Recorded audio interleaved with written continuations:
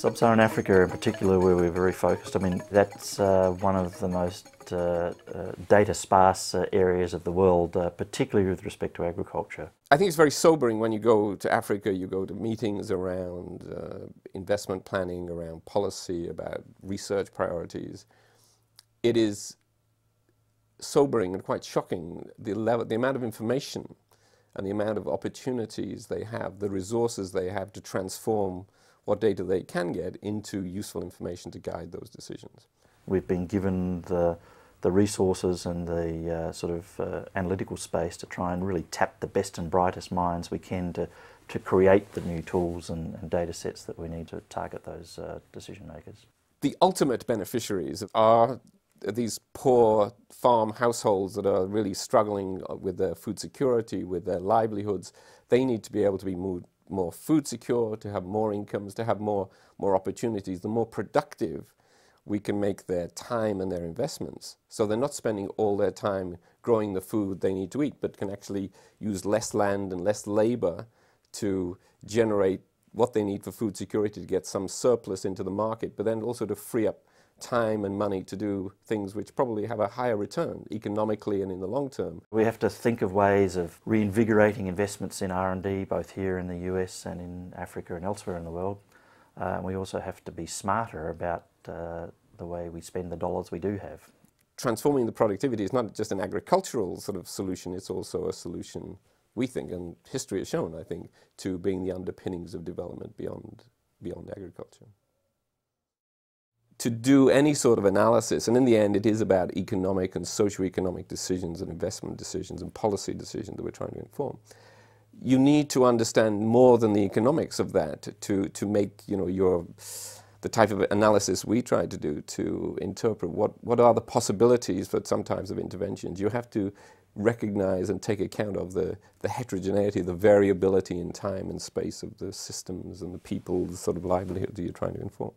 Getting to that end requires a lot of smart people and a lot of hard work.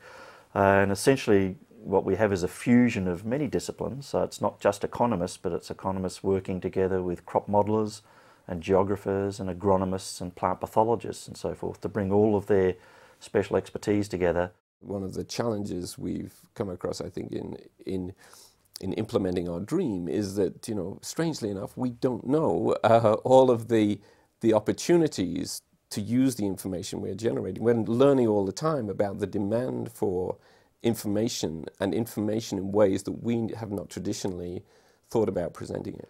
You know, in some sense we're breaking new ground in what we're doing on HarvestChoice, in sort of bridging those sort of disciplinary divides, and it's an evolving art form.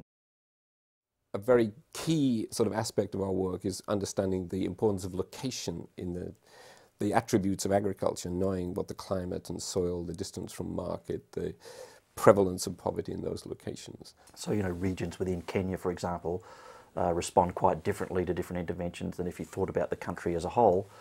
But likewise, if you worked at the micro level, down say at a farm level, that's clearly where a lot of decisions are made, but those farms are very, very small, and you'd soon become very inundated with data to sort of practically move forward. A lot of information analysis is based around the country scale. What we know is some countries are very big, but also some countries, even small ones, are very varied.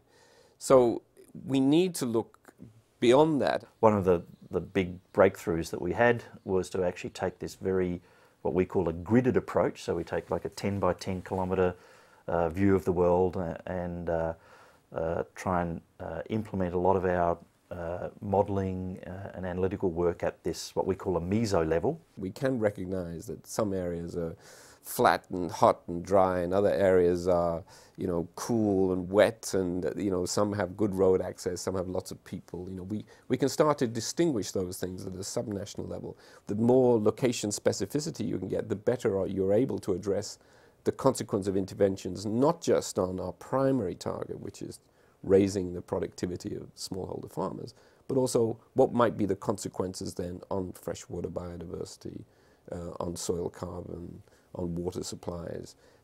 And those questions are very important to other communities.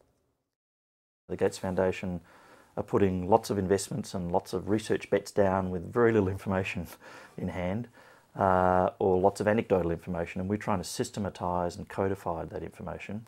And so their challenge to us was not to the usual propensity of academics and so forth is to wait until they have the definitive data set. And we were charged to, when we felt we got the data set to a reasonable level that we could release it, to release the data, which is what we've been doing. If you think about the traditional research report, let's say, then what you get is a nice research report. It's got a nice description, it answers a particular problem, it's got a graph and a table.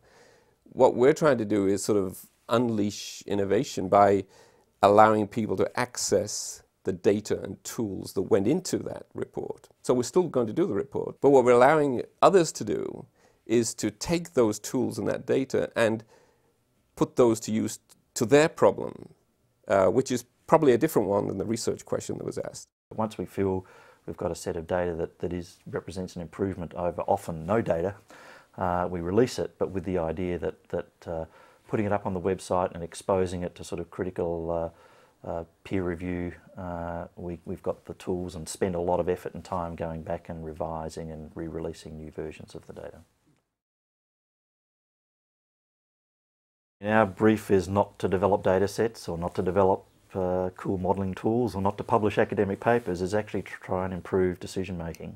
A particular yardstick of the success of our project will be the extent to which our tools and our findings are being used by practitioners in Africa. These are very big strategic decisions. They involve tens of millions of dollars. They take many years to play their hand out. To empower people to use our data in better ways and more creative ways than limited by our sort of understanding.